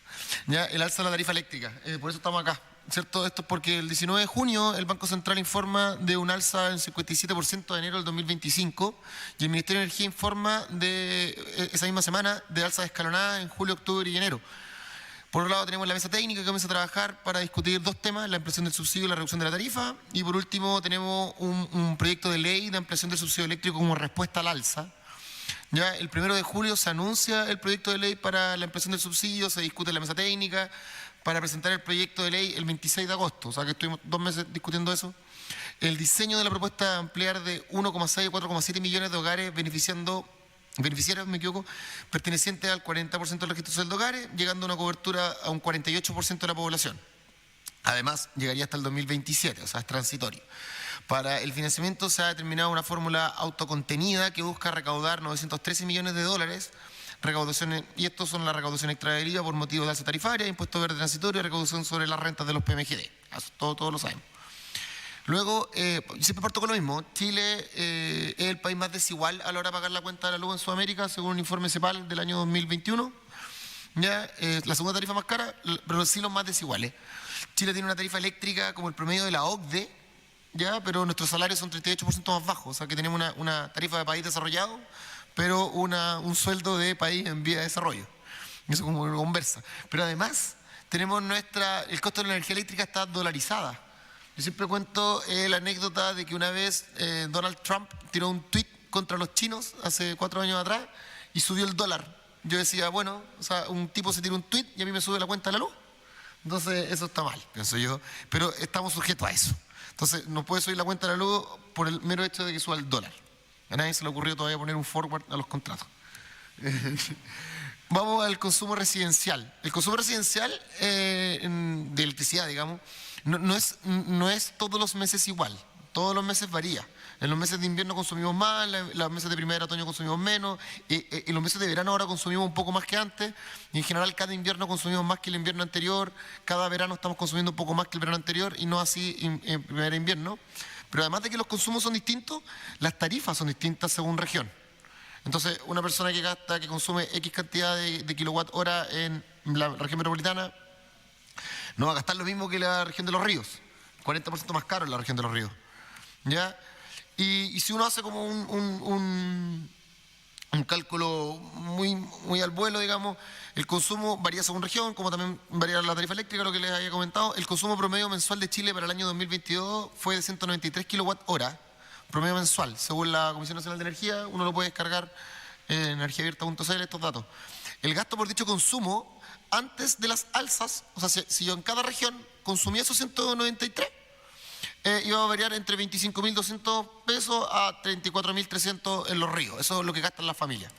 Ahora, para hacer el cálculo más fácil, como varía entre 25 y 34, si uno dice ya, la familia gasta 30.000 pesos. ¿Cierto? Lo que gasta en mayo del 2024, 30.000 pesos, va a pasar a ser entre 45 y 48 a enero del 2025 según región. Pero, ¿se dan cuenta? Es parecido realmente. Es como, en general, es más o menos parecido. Es como este 57% de alza que pronosticaba el Banco Central. El que pagaba 30 en mayo del 2024 va a terminar pagando 48 si gasta el mismo consumo de energía. Es considerable, pienso yo, que la cuenta suba de 30.000 a 48.000. Entonces, en esta pequeña diapositiva voy a resumir toda la presentación que hice la vez pasada viendo el tema del impacto del subsidio, ¿ya? Y los efectos del alza. O sea, acá tenemos el consumo para la comuna de Santiago, porque ahora tengo los datos de Enel, la vez pasada no los tenía. ¿Ya? Entonces acá yo tengo el consumo promedio mensual llevado a dinero según los consumos del año 2022, que son los últimos consumos que tengo con datos de clientes regulados residencial, para poder tener una perspectiva. El consumo promedio, por ejemplo, en Santiago es de 27.000. ¿Ya? Entonces, lo que podemos ver es que va en franco aumento, o sea, y nunca para de subir, ¿cierto? ¿Ya? O sea, tenemos meses que puede bajar el consumo, pero como hay alza, igual sube la cuenta. ¿Ya? Y acá hice un ejemplo de este mismo consumo, ¿cierto? Pero aplicado el subsidio para 2 y 3 personas, y que el del medio, pero si uno se da cuenta, finalmente, si uno compara mayo del 2024 con mayo del 2025, igual va a ser 20% mayor lo que va a terminar pagando esa familia con subsidio incluido. Entonces, lo que compruebo finalmente es que el subsidio no logra contener el alza. Hace que sea menor, por supuesto, se están subsidiando, ¿cierto? Pero no logra contener el alza. Y yo aquí lo que me pregunto, yo lo que echo de menos, es el subsidio, en el fondo, no logra un objetivo concreto más que entregar recursos. Entonces yo digo, ¿pero cuánto? ¿Y por qué? ¿Por qué el gobierno estimó que era pertinente que el subsidio para una persona del año 2027 sea de 2.500 pesos? ¿Por qué? ¿Por qué no 3.000, ni 4.000, ni 5.000? ¿Por qué no se puso un objetivo? Entonces, esto es solo un ejemplo. Yo dije, mire, el gobierno puede haber puesto un objetivo que previo a las alzas, ¿cierto? O sea, a la familia no le suba más la cuenta respecto de un aumento del IPC en un 0,3% mensual, que es el promedio de los últimos meses. Entonces, tú tienes un objetivo. Yo quiero que a la familia no le suba más de lo que podría haber subido solo respecto del aumento del IPC. Y ya tienes un objetivo de política pública. Este subsidio no tiene un objetivo de política pública más que entregar recursos. Esos es solo un ejemplo, pueden haber otro tipo de objetivos, pero lo quería graficar. Luego, para mí es muy importante, lo quiero transmitir. Acá, por la pobreza energética con la que muchos actores han hablado de lo preocupante y lo necesario de abordar este tema. Esto se abordó en una mesa de pobreza energética el año 2022. Se creó un documento, Protección Tarifaria y Pobreza Energética, en abril del 2023. Se impulsó el subsidio eléctrico y se trabaja sobre ello. Perfecto, hasta aquí vamos súper bien.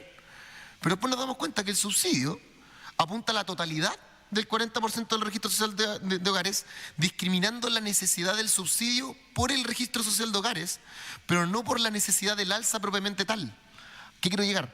A que puede haber una familia que esté en el 39%, por decir, ¿ya? O que esté en el 40%, que tiene una cuenta muy barata y que ocupa gas y parafina, entonces no le sube tanto la cuenta de la luz. Pero puede haber una familia que esté entre el 40 y el 50% que vive y que tiene calefactor eléctrico, ¿cierto? Que viven más personas en la casa, y entonces se ve afectado mucho más por el alza de la cuenta de la luz. Entonces, a esa persona que la necesitaba, no se la damos. Y al otro que no la necesitaba, se lo damos. ¿Por qué? Porque el criterio es, ya, todos los del registro social de hogares, subsidio. ¿Ya? Y yo quiero recordar algo re importante, que el registro social de hogares mide la pobreza multidimensional. Y en cada una de las dimensiones de la pobreza, de la pobreza multidimensional no está incluido el criterio de energía. El criterio de la vivienda, de la pobreza multidimensional, tiene un criterio de habitabilidad. Pero en ese criterio de habitabilidad los indicadores son si tiene o no tiene agua potable, o si tiene o no tiene el baño al interior de la vivienda. No si tiene o no tiene electricidad.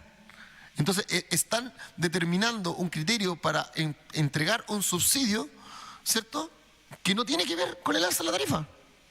Entonces no conversa esto. Y esto para mí es importante, por eso lo quiero plantear. Ahora, vámonos a los PMGD, que es la propuesta que yo voy a plantear. Acá, el 1 de octubre del 2024, se hizo un anuncio en La Moneda, ¿cierto? Apareció una minuta que está ahí, que no la escribí yo, esa minuta la escribió el gobierno, ¿cierto? Y en esa minuta se redacta y dice: medidas para reducir el precio de la energía de los clientes, lo que estamos hablando ahora.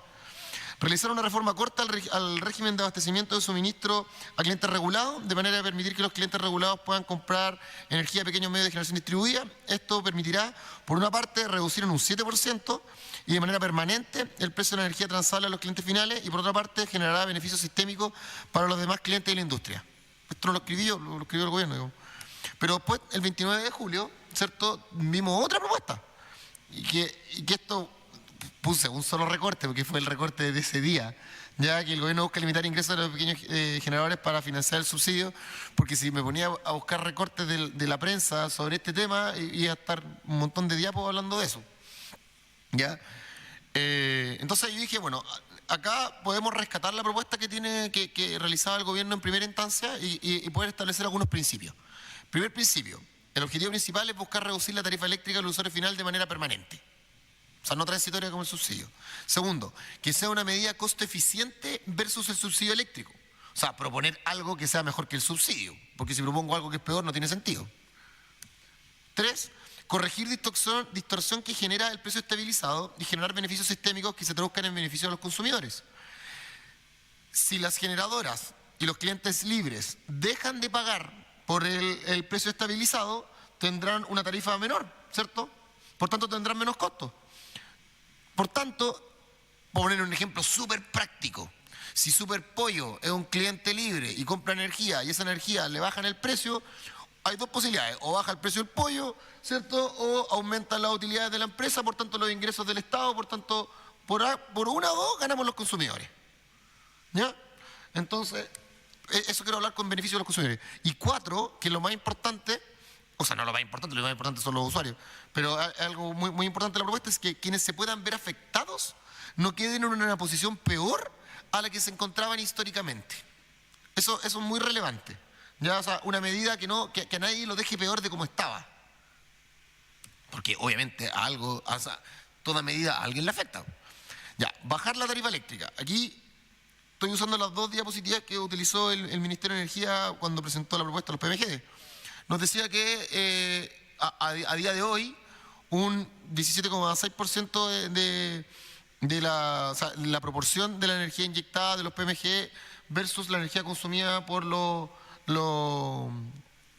clientes regulados, ¿cierto? Que tenemos además un precio que es más bajo, ¿cierto? El precio estabilizado es menor que el PNP y que además va a la baja. Eso es bueno. Yo hice los cálculos con el Coordinador Eléctrico Nacional y me dio que uno lo puede descargar, digamos, energía virtual, o no, esto está en la página del coordinador, y me da 17,8, o sea, me da prácticamente igual que lo que expuso el gobierno. O sea, que lo que quiero transmitir es que está bien. Ahora, si uno hace una proyección lineal, que evidentemente esto no es así, pero para poder tener un orden de magnitud, esto vendría a ser a más o menos 5.500 gigawatt hora entre enero y diciembre del 2024, lo que inyectarían los PMGD. Ahora, si uno toma la proyección de demanda del último informe que emanó la Comisión Nacional de Energía, que fue hace un mes atrás, sobre la licitación de suministro eléctrico, que fue un informe preliminar, ¿ya? Ahí dice, la demanda de cliente regulado proyectada para el 2024 es de 30.919 gigawatt hora. Entonces, ¿qué hice yo? Dije ya, como no sé si esta proyección lineal es correcta, ¿cierto? Lo hice para varios, para distintos tipos de demanda. 5.000 gigawatt hora, 5.500 y así hasta 7.500. Marqué el de 6.500 porque llegaba al 7% que planteaba el gobierno y porque también ese 4,8% de descuento en la tarifa, se parece también a lo que mismo planteaba el gobierno en ese entonces, de una rebaja de un 5%. Pero esto pensando en que el precio estabilizado está como está, con los datos que nos entregó el ministerio, porque yo podría ser optimista y pensar en bajar el precio estabilizado una vez que nosotros lo estemos pagando. Porque si los clientes regulados están pagando el precio estabilizado, ¿cierto? Va a ser evidentemente importante para nosotros poder bajar ese precio, porque si bajamos el precio bajamos más la tarifa todavía, ¿o no? Después podremos discutir cuáles pueden ser los mecanismos. Medida costo eficiente versus subsidio eléctrico. Ya. El subsidio busca, ahí está esta tablita, busca subir de 1.600.000 a 4.700.000 hogares, ¿cierto? O sea, que se busca aumentar en 3.111.000 hogares beneficiarios, ¿cierto? Ahora, si no consideramos los sistemas medios, ¿cierto? Medianos, y los electrodependientes, pensando que igual los vamos a beneficiar, se necesitan levantar 873 millones de dólares. El 52% de esos 873 millones de dólares vendrían de los PMGD. Entonces, en un número grueso, el PDL permite, el PDL en su pilar de los PMGD permite a 1.600.000 hogares acceder al subsidio. O sea, los PMGD se están poniendo con la plata para 1.600.000 personas, básicamente. De no prosperar el pilar de financiamiento de los PMGD, el subsidio llegaría a 3,2 millones de hogares, pertenecientes al 40% del registro social de hogares, llegando prácticamente a un tercio de la población. O sea, si no prospera lo de los PMGD, igual se podría estar subvencionando a un tercio de la población con el resto de los pilares. Entonces, ¿qué es más costo eficiente para la ciudadanía? Ya. Según los datos que entregó el Ministerio de Energía el 19 de junio en la Comisión de Minería y Energía de la Cámara de Diputados y Diputadas, donde transparentó las alzas que se van a producir, ¿cierto? Tomé esos datos para no calentarme yo la cabeza, la verdad, sacando más y más cálculos, mejor tomé los que ya me mostraba el Ministerio. Era re fácil. El costo de la tarifa final ponderado previo a las alzas a nivel nacional era de 149,8 kilowatt hora,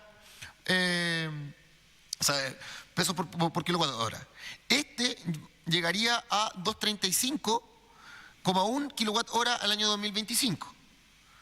Entonces, y como yo sé que la proyección de la demanda para el año 2025, según el informe que hablé antes, ¿cierto?, va a ser de 30.865 gigawatt hora. Si se logra un 5% de ahorro en la tarifa, ojo, incluso descontando el cargo de los 22 pesos para pagar la deuda, o sea, para esos 22 pesos dejándolos intactos, para no meternos en problemas con el pago de la deuda, ¿cierto? Todos los consumidores se ahorrarían 350 millones de dólares.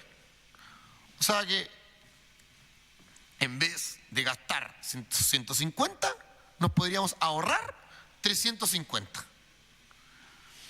La población que accede al subsidio se verá doblemente beneficiada. Ese también es un criterio.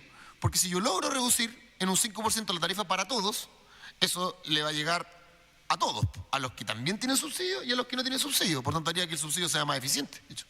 ¿Ya? De esta manera, un tercio de la población de Chile se vería beneficiada con el subsidio, pudiéndose seleccionar en el universo de hogares perteneciente al 40% del registro social de hogares. Y ojo, a mí me gustaría relativizar eso al 40%, porque, por ejemplo, el subsidio de eficiencia energética del Ministerio de Vivienda y Urbanismo llega al 60% del registro social de hogares. Entonces, ¿por qué el subsidio eléctrico no podría contemplar un mayor porcentaje? Ojo, yo estoy diciendo que se seleccione una porción de beneficiarios del 60% del registro social de hogares para poder, porque puede haber parte de gente de la clase media que lo necesite más que probablemente alguien que esté en el 20 o 30 o 40, porque depende del consumo finalmente y del uso de la energía en la casa. En el fondo, la propuesta deja de subsidiar a un 16% de la población para financiar, para beneficiar al 100% con una reducción tarifaria. Ese es el parangón, digamos. La fórmula, y aquí algo bien importante, la fórmula se debiera mejorar en el tiempo, porque ahora lo que estoy proponiendo es pasar toda la energía al costo del precio estabilizado a que lo paguen los clientes regulados, pero se debiese mejorar por los mismos argumentos que entrega el tema de la competencia, ¿cierto? Dado que ya se identificó que el actual precio estabilizado se encuentra muy por sobre los costos de operación, eso ya es parte del debate, el ideal es que luego de traspasada la energía de los PMGD como energía demandada a los clientes regulados, se generen un mecanismo de competencia entre los PMGD para reducir aún más el costo. ¿Qué es lo que interesa en el fondo? Que los PMGD, ¿qué es lo que interesa? Que los PMGD no tengan problemas en su flujo, pero que busquemos un mecanismo que nos pueda permitir bajar los costos también del precio estabilizado y que eso sea en beneficio de la ciudadanía. Beneficios sistémicos, ya lo explicaron, ¿cierto? El año pasado fueron 217 millones de dólares que tuvieron que pagar las generadoras y clientes libres. Ahora nos dicen que puede llegar a 500 millones de dólares, ¿cierto? Ahora se va a ahorrar esa plata finalmente las generadoras y los clientes libres, ¿cierto? Las compensaciones se dejarían de pagar, ¿cierto? Y claro, y los clientes libres, puse esta diapo, dejarían de pagar eso que está en rojo que se ve ahí, ¿cierto? Que es el precio estabilizado, que es parte de los costos sistémicos. Entonces, al final, la propuesta permite un ahorro significativo para las generadoras y los clientes libres. Los clientes libres a quienes se les haya traspasado el costo de las compensaciones del precio estabilizado, por supuesto. Pero las generadoras con contratos que absorben el costo de la compensación del precio estabilizado también se ven beneficiarias, como son los contratos con los clientes regulados. Esto hasta el contrato que entran en vigencia en el año 2027. O sea, todas las generadoras que tienen contratos regulados, hoy pagan este precio estabilizado, también lo dejarían de pagar, o sea, verían un beneficio. Ya, pero ¿quién se ve perjudicado, por decirlo de alguna manera? Yo no creo que perjudicado, yo creo que menos beneficiado con esta propuesta. Vámonos a esta curva que está acá, es la curva de la energía que tenemos adjudicada, y hice una pequeña línea azul que está bajito, que se ve que es un poquito más baja, que es porque eliminé los contratos que han ido saliendo. Entonces bajó un poco la energía contratada, ¿ya?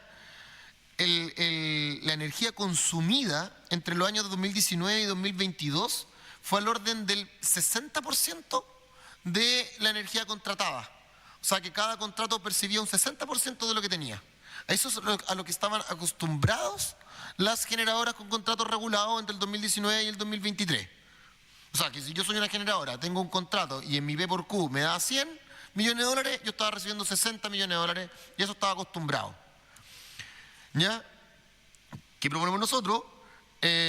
Cambiar eso, ¿cierto? Aquí puse en la tablita cómo estábamos del año 2019 al año 2023, cómo se proyecta para el año 2024, que va a subir de un 63 a un 72. O sea que si yo tengo un contrato que se me debía, el P por Q era de 100 millones de dólares, yo el 2023 gané 63 millones de dólares, el 2024 voy a ganar 73 millones de dólares. O sea, estoy ganando 10 millones de dólares más, un 10% más, ¿cierto? Y antiguamente, o sea, sin la propuesta, el año 2029, o sea, entre el año 2019 y el 2023, la proporción de energía consumida versus la contratada era entre 60 y 63, lo que dije antes. El año 2024 se estima llega a un 73, llegando el 2029 a ser mayor a un 100%. Eso era como estamos hasta ahora. O sea que el 2029 íbamos a consumir lo mismo que teníamos contratado. Si utilizamos esta propuesta que yo estoy planteando, esto aplazaríamos este indicador, como yo les decía, de energía consumida a partir de energía contratada del 2029, lo llevaríamos entre medio del 2032 y el 2033. Pero en el fondo, el 2033 ya pasaríamos a tener más energía consumida que contratada. En el fondo esto es como muy parecido a aplazar la licitación de suministro que se debería hacer para el año 2029, que eso es lo que indica la Comisión Nacional de Energía, aplazarla y ocupar la energía de los PMGD para los clientes regulados. Y aquí hay algo que es bien importante, esto yo lo encuentro súper relevante. La energía descontada de los contratos para clientes regulados se debe restar proporcionalmente a los contratos. ¿Por qué? Porque la propuesta del gobierno, en la parte de la bolsa pymes, lo que postula el gobierno es decir, ¿sabes qué? Vamos a agarrar 500 gigawatt hora de los PMGD y se los vamos a descontar como demanda de los contratos regulados, ¿cierto? Pero hace una salvedad. Dice, se la vamos a descontar solo a la demanda de los contratos que están sobre el PNP. Yo, la verdad que, o sea, en el fondo el gobierno lo que está diciendo, vamos a discriminar contratos. Vamos a decir, hay contratos caros y contratos baratos. Y a los caros les vamos a cargar esta energía. Yo la verdad que ideológicamente no tengo ningún problema con eso. Pero creo que uno tiene que pensar en el beneficio de todos y ponderar las propuestas para que puedan ser aceptadas por todos. Y de esa forma pienso que el principio de igualdad de los contratos debiese primar sobre una discriminación de ellos mismos. Y si se van a ver afectados contratos, todos se vieran de ver afectados por igual, no discriminando a unos y otros. Aunque, insisto, yo ideológicamente estoy de acuerdo con que el Estado podría tomar esa medida, pero pienso que si queremos hacer prosperar una propuesta como la que yo estoy planteando ahora, ¿cierto? Debiese haber un criterio de igualdad. Entonces, en síntesis final, la propuesta entrega mejores condiciones para la ciudadanía que emplean el subsidio. La propuesta permite resolver una distorsión generando un descuento relevante para las generadoras y clientes libres, lo que genera mayor competitividad y beneficio a los consumidores finales, que es un poco la misma tesis que se había planteado antes. Las empresas afectadas no percibirán un menor ingreso que lo percibido de manera previa. Eso es súper relevante. Las empresas que se verán afectadas no van a ganar menos de lo que ganaban ayer, solo que no van a ganar tanto más de lo que esperaban ganar mañana. Pero así todo van a completar su contrato y se va a llegar al año 2032 con un 100% de energía contratada a partir de energía, energía consumida a partir de energía contratada. 3. La propuesta permitirá seleccionar a los beneficiarios según necesidad, bajo criterios de pobreza energética y no por el mero hecho de pertenecer al 40% del registro social de hogares.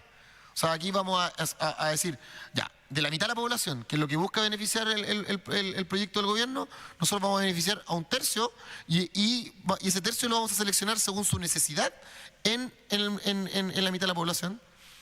Una vez realizada la propuesta, la discusión sobre el precio estabilizado no se cierra. De hecho, habrá mayor interés por abordar el tema, pues ahora la ciudadanía quien lo pasaría a pagar. Entonces, ¿a quién más que nosotros nos va a interesar volver a discutir sobre el precio estabilizado? Porque lo vamos a pagar nosotros mismos. Si generamos un mecanismo de competencia, que es lo que yo pienso que puede funcionar, podríamos bajarlo aún más. Pero creo que lo más importante, y creo que el mensaje final, es que esta propuesta permite que la energía renovable reduzca la tarifa eléctrica efectivamente. Si hay algo que puede hacer que esta frase que se repitió tanto en este país se cumpla de verdad, es esta propuesta. Y con eso yo les agradezco su tiempo y disposición a escucharme. Muchas gracias, Javier. Si puedes sacar la presentación para que conversemos entonces sobre tu propuesta. Yo tengo un par de dudas. Cuando hablas de propuesta PMGD, es la propuesta que se está presentando acá, no es un proyecto, no es otra cosa más que la propuesta que estás presentando aquí en la mesa, ¿no? Sí, que se va a ver materializada a través de indicaciones en el proyecto de ley del gobierno. Ah, ya, es como estás presentando unas posibles indicaciones, perfecto. Es que, como una segura indicación. Sí, como para entender. Ya. Eso quería entender. Y lo otro que me quedó una duda, porque no sé si escuché bien o mal. Antes de entregar la palabra para los que quieran, tú dijiste que respecto a los criterios, no me voy a meter en el fondo, yo estoy más bien coordinando la conversación, pero tengo una duda. Hablaste del registro social de hogares y dijiste que no se consideraba si un hogar tenía o no electricidad. Exactamente. Y mi pregunta es, ¿por qué aseguras eso si cuando uno se mete a la página del registro social de hogares, uno de los puntos que se consideran dentro de la evaluación socioeconómica es justamente si existen bienes o servicios a los que acceda o posea un hogar? Me imagino que esos servicios también está incluida la electricidad. Por eso te pregunto, es solo para aclararlo. Porque y cuando haces doble clic en los servicios básicos, te das cuenta que es solo agua y alcantarillado. Solo agua y alcantarillado. Sí. Ya. Eso quería aclararlo. Ya. Sí. Ahora, ¿alguien más tiene alguna consulta? Yo había quedado en esa duda. ¿Sí? Hola, buenas tardes. Marcelo Vázquez, asesor legislativo del diputado Cristian Tapia. Muy buena tu presentación, Javier. Yo tengo algunas dudas. Yo entendí que lo que estabas presentando era como homologar un poco la primera propuesta que tenía el gobierno, de que las PMGD pudiesen, o sea, de que se pudiese contratar directamente con las PMGD. Eso es lo que entiendo yo, Sergio. No sé si... es que yo pensé que toda la presentación rondaba en eso, básicamente. Sí, básicamente eso. Ya, súper. Ya, y entonces tú lo que estás proponiendo en este caso es que se cambie el estatuto jurídico, pero entonces no se aplique el subsidio, sino que más bien se reemplace por esta otra política pública. Exactamente.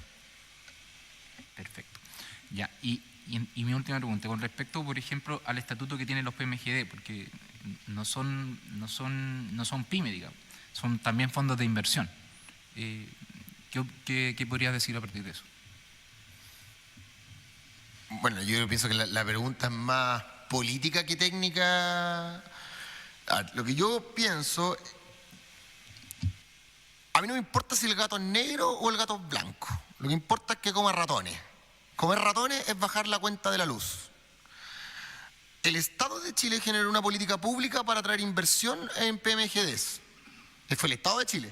Llegaron las inversiones. Vieron que era tan bueno la política pública que los fondos de inversión, ¿cierto?, se metieron aquí, ¿cierto? Y ya instalaron los PMGD. Ya están instalados. Entonces yo digo, bueno, ¿por qué no aprovechamos esto que ya está instalado? Indiferente el dueño y el capital y el bolsillo del dueño para el beneficio de la ciudadanía. Eso es lo que pienso yo. Pero además una consideración política, que yo pienso que caer en esta discusión si son pymes, si son fondos de inversión, que estos tienen harto capital, como tienen gran capital, le podemos meter la mano en el bolsillo, citando a algunas autoridades, ¿cierto? Yo digo que es conveniente el argumento, muy conveniente tener ese argumento el día de hoy. ¿Por qué? Porque este proyecto de ley nace a propósito del proyecto de ley de estabilización tarifaria. El proyecto de ley de estabilización tarifaria fue un proyecto de ley para pagar una deuda. ¿Esa deuda a quién se le pagó? El 80% de la deuda es para grandes empresas de generación. Y nadie dijo nada. O sea, ahora es un argumento que el dueño del PMGD sea un gran capital, pero cuando había que hacer una ley para pagar una deuda a grandes generadoras, nadie decía nada. Entonces, es conveniente el argumento en esta discusión, pero no lo veo coherente en el transcurso, digamos, o en las discusiones que uno ha podido llevar en los últimos años. Entonces, al final, vuelvo a insistir, me da lo mismo si son grandes o no son grandes inversores. A mí lo que me importa es que sean capaces de beneficiar a la ciudadanía. Y creo que a través de esta propuesta sí lo podríamos lograr.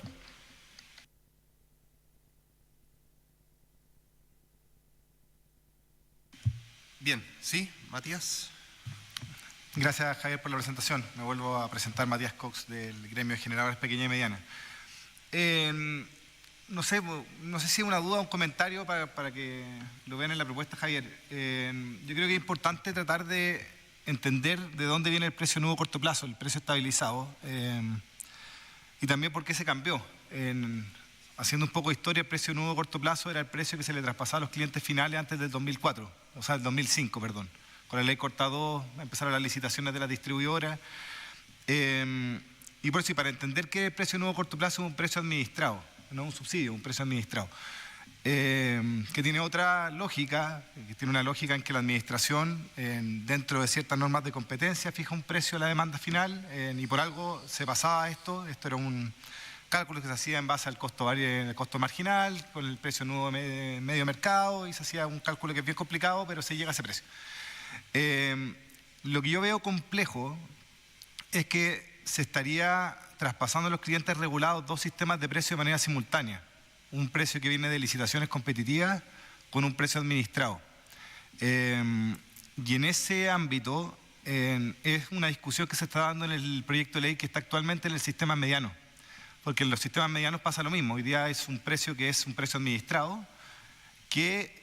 y de hecho SISTEP tiene una columna respecto a esto, que es un precio administrado que en la propuesta de sistemas medianos se quiere incluir también un precio licitado y que compitan. Y ahí hay un problema de incentivos que es necesario revisar. Por eso te digo como comentario, porque yo creo que es necesario verlo. Es una discusión que se está dando en el proyecto de ley de sistemas medianos. Y hay un informe de SISTEP que habla de estos problemas, de estos incentivos que podrían jugar de forma cruzada y que podrían traer problemas. ¿Por qué se cambió el precio nuevo a corto plazo? Porque se entendía en el año 2000, yo no estaba en yo probablemente estaba en otras cosas. Pero se cambió porque supuestamente lo que dice la literatura es que el traer licitaciones al sistema y atraer más actores, mayor incertidumbre a largo plazo, certidumbre regulatoria, competencia, y esa competencia de atraer mejores precios. Y me quedo en el punto de la certidumbre regulatoria, porque me gustó la lámina en que tú dices que no van a estar en una peor posición de la que están hoy día los actuales adjudicatarios de contratos, y ahí me pongo de nuevo la camiseta para no tener dos argumentos distintos en la misma discusión. Si un actor el año 2000, porque estos son contratos de largo plazo, 15 años, y después con la modificación ahora son de 20 años, al momento de hacer su oferta tenía sobre la mesa una proyección de demanda, es complicado que después durante el periodo de ejecución de ese contrato se le cambie una condición que era básicamente la que tenía a la vista al momento de hacer la oferta. Y por eso digo que se nos cruza también con respecto al tema de los PMG, porque los PMG es la misma situación. O sea, en el plazo de un grandfathering que se estableció para un ajuste normativo, se está esperando cambiar ciertas condiciones. Estos 350 millones de dólares estaban en la proyección de alguien y se los estamos quitando. Y eso lo veo complejo, porque cambia las reglas del juego. Yo creo que es importante que los cambios de las reglas del juego se hagan de una manera que no afecte a los participantes del mercado. Si dentro de las próximas licitaciones de suministro, lo malo es que las licitaciones de suministro uno hace una licitación y 5 años después empieza la ejecución del contrato. Entonces, si empezaran a haber licitaciones hoy día, recién estarían en vigencia el 2030. Por tanto, no están dentro de las proyecciones. Si hoy día hay una licitación que nosotros decimos que se va a dejar de hacer una licitación por esta bolsa que estamos creando de oferta, no se podría decir porque sería 5 años después, sería recién el 2030. Entonces, sí hay un cambio en las proyecciones que hicieron los actores al momento de hacer su oferta. Y yo creo que eso es complejo. Por eso no sé si fui muy claro en la explicación, pero creo que por eso me saltan todas estas como ideas que debiesen estar sobre la mesa para discutir si esta propuesta es viable o no. Por eso en el papel obviamente que suena muy bien, baja los costos sistémicos, hay una baja en la cuenta de los clientes regulados, pero me produce que estos 350 millones estaban en la proyección de alguien y no puede ser de demanda futura, o sea, de oferta futura, porque la oferta futura de nuevas licitaciones recién empezaría en el 2030.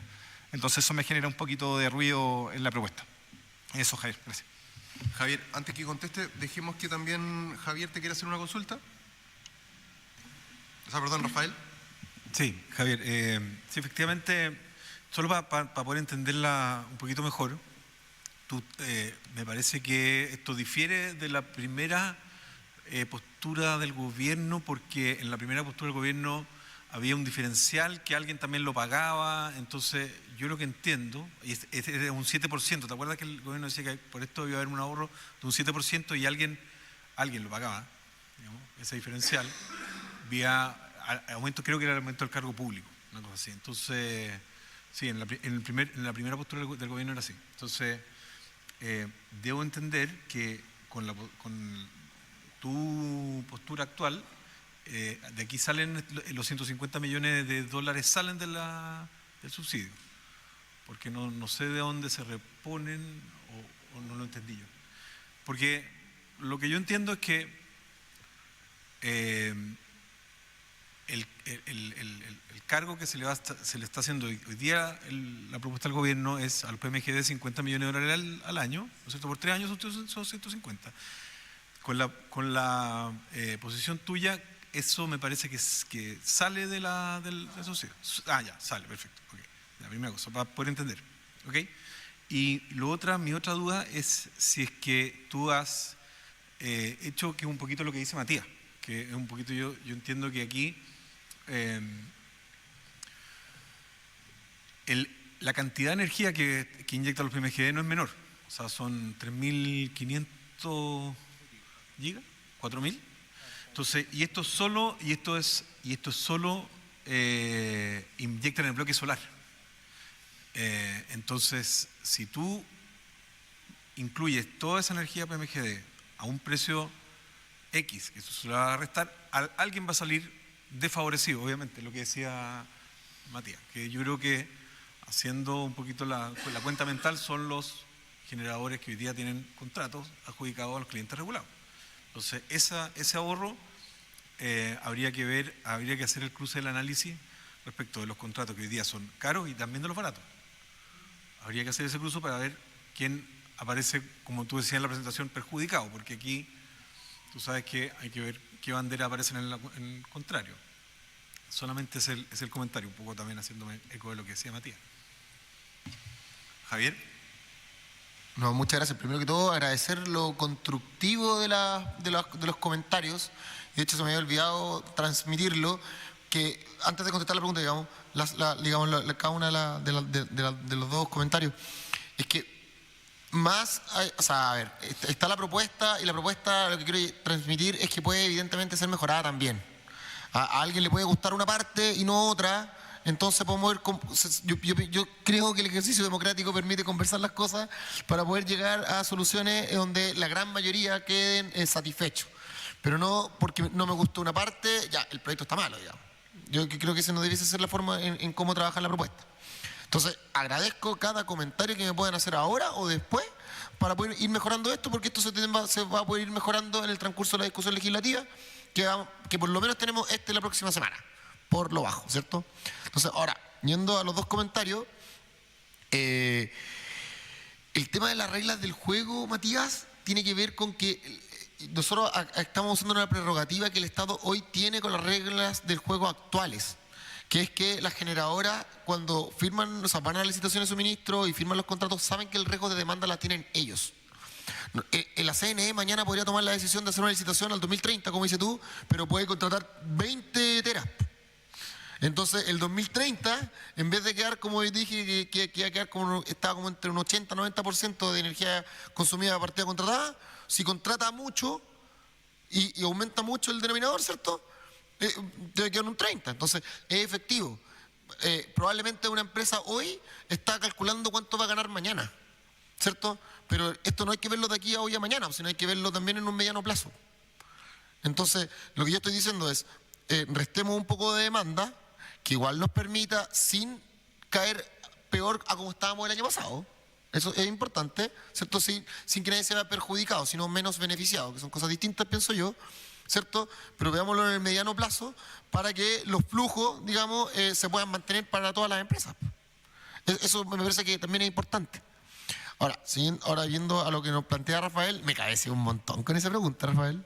¿Ya? Pero al final me llegué a la conclusión, porque lo que pasa es que hice el estudio de todos los contratos según horario. Porque yo decía, bueno, tenemos inyección durante el día, entonces van a haber unos contratos que son como el 16% de los contratos, o sea, el de la energía adjudicada, me equivoco, está en horario solar. ¿Ya? Entonces yo decía, chuta, los voy a ver más perjudicados a ellos.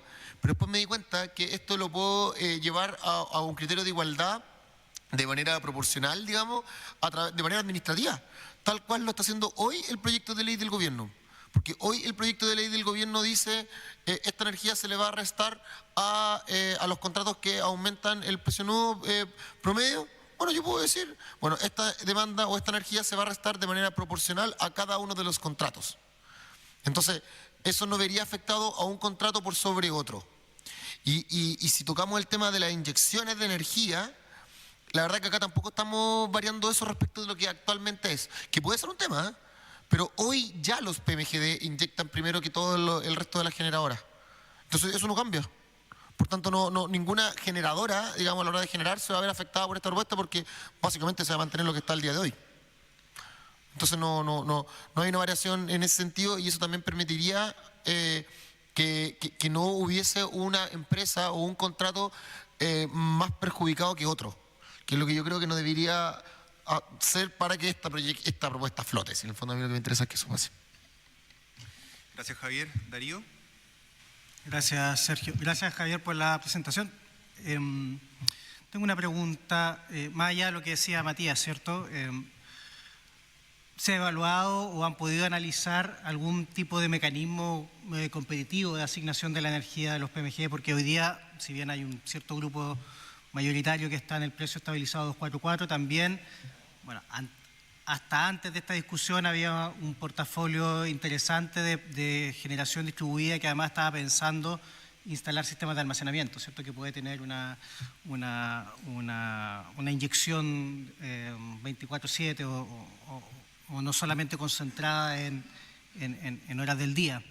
Entonces la pregunta es si han visto alguna posibilidad de aprovechar esto que vimos y que nos mostró la Comisión Nacional de Energía hace un par de sesiones, de generar licitaciones de corto plazo, que no necesariamente tienen que ser a 5 años, pensando además que la misma Comisión manifestó que va a haber un par de contratos, 2 o 3 contratos me parece, que están en situaciones complicadas en un par de años más. ¿Y cómo verían eventualmente hacer una especie de modificaciones a las bases de licitación, o ya sea a través de la potestad que tiene la Comisión Nacional de Energía o por ley, para hacer una licitación competitiva donde la energía de los PMGD pudiera entrar a competir de manera y tratar de bajar los precios por ese lado? Gracias, Javier. Yo estoy totalmente convencido de eso. Yo pienso que un mecanismo de mercado, un mecanismo de competencia nos puede ayudar a bajar la cuenta de la luz, más que el Estado fije arbitrariamente un precio, ¿cierto? Y eso se ha traspasado. Ahora, lo que pasa, Darío, es que tenemos que generar una propuesta que pueda ser operativa. Por eso, en el fondo, la propuesta es pasar inmediatamente esta energía a precio estabilizado, pero por eso también fui muy claro en que esta discusión no se cierra acá. ¿Por qué? Porque en el fondo también a mí, no a mí, digamos, no nos interesa, o creo yo que sería bueno que compitieran los mismos PMGD, ¿cierto? Entre los PMGD con distintas tecnologías, ¿cierto? Para poder llegar a mejores precios que sean traspasables a la ciudadanía. No sé si una mesa técnica para poder resolver eso sea la mejor opción, pero yo pienso que debiese ser así. O sea, de hecho yo también estoy súper de acuerdo con la licitación a corto plazo, que es parte de la potestad que tiene hoy la Comisión Nacional de Energía, y de esa forma poder ir tomando en el fondo la energía de los PMGD y incluirla como contrato para los clientes regulados. Bien. ¿Hay alguna otra consulta, alguna duda, algún aporte?